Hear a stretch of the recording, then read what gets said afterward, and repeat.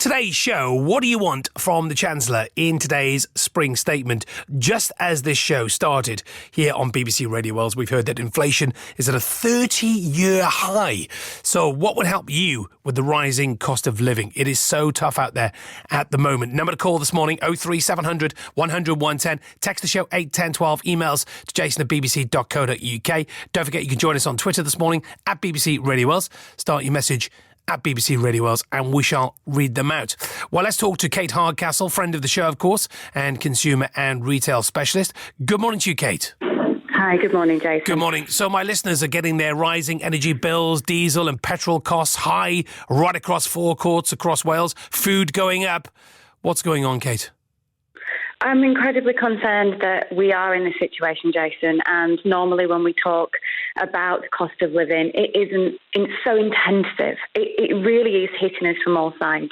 Now, we've had this phrase, choosing between eating and heating, quite a lot recently, and I think perhaps when it gets to sunnier days like we've had this week, there's just a sigh of relief that people are thinking, well, actually, I feel like I can really turn down the heating and stop panicking about it.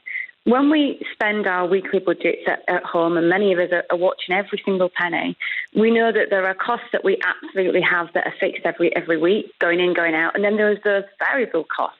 You know, one of those is the fuel cost, which we normally can determine, but with the rise of the increase in terms of how much fuel is costing to heat our homes and to fill our cars and to make the products that we buy, we're impacted on each and every side. And then we're having to look into things like our food to try and see if we can understand where we can shift there. Now, in recent years, we've been fortunate as consumers. We've had disruptors come into the retail industry, like the likes of the discounters, that have enabled us to buy more cost effectively.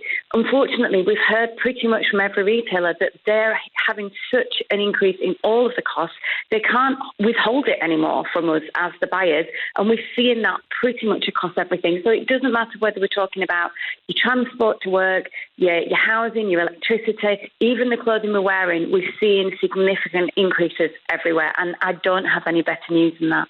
So, given the fact that it's March now, should we be looking ahead to maybe, say, the autumn? Because if it's difficult now, shouldn't we be really worried about what it'll be like come the autumn? I'm so glad you said that, Jason. I've been doing talks on this cost of living crisis at the Ideal Home Show for a month, and that's the number one thing I've been saying every day. Please do understand that at the moment, until we hear announcements from the government, until we see hopefully some relief packages coming in, the reality is the costs are going to continue to go up. Now, when we feel that bite in autumn, winter, that's a time where consumers, and we watch this year in, year out, normally go and hit the thermostat and boost up that heating, which we will know has been significant. And also there'll be changes. If you are on certain heating packages, fuel packages at home, there will be a change around autumn time. So this is a really concern for me, a big concern for me. It's about managing summer effectively as we can so we're ready for that additional bite that's coming in autumn, winter. Does he have any wriggle room? Let's be honest, the Chancellor today. The fact is, we've heard kind of mood music from him over recent months saying, look, the cost of COVID, the cost of recovery, it's all been an impact and that there is not as much cash to go around. And I absolutely understand that. But also, as an economist, you know that actually if people feel confident, then and people feel that they can afford to live, then they will go and they will treat themselves to those discretionary extras. They will go and buy things that make them feel good. And so they should with how hard everyone works.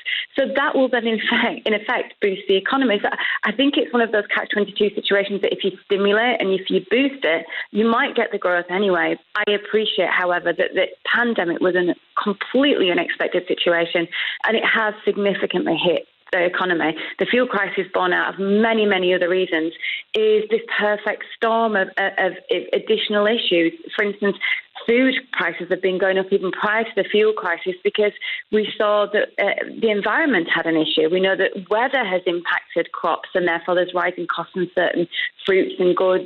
We know that agriculture has had significant challenges because the cost of increasing fertilisers is everything, Jason. It's even the packaging in the goods that we're buying. So this is a real cold hard truth of where we are, and we have to hope there's some temporary relief for a lot of families that need it right now. Kate, always good to talk to you. Thank you very much indeed. And you've absolutely summed it up perfectly there. It is the perfect storm. Thank you, Kate. Kate Hardcastle there, retail specialist.